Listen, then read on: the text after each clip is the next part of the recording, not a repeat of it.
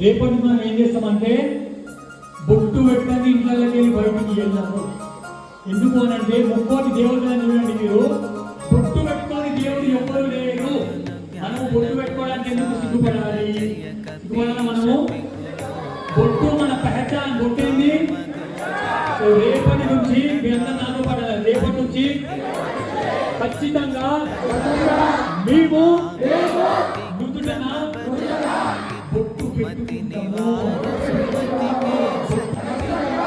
ఏదో ఒక ప్రాంతంలో కలిసి హనుమాన్ చాలీసా చేస్తాము.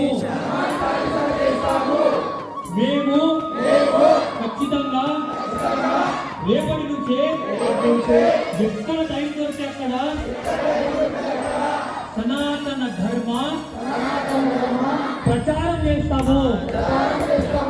మేము మా శక్తి మీద మా గోవులను, దేవాలయాలను, మహిళలను, ధర్మాన్ని, ఆలయాలను కాపాడుకుంటాము.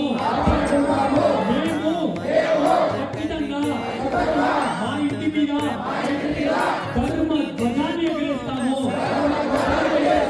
ఆంజనేయ స్వామి జెండా పెడతాము. నేర్పిస్తాము, నేర్చుకుంటాము. ఈ ప్రతిజ్ఞ పవనసుతుడైన బజరంగ బలి ఆంజనేయ స్వామికి.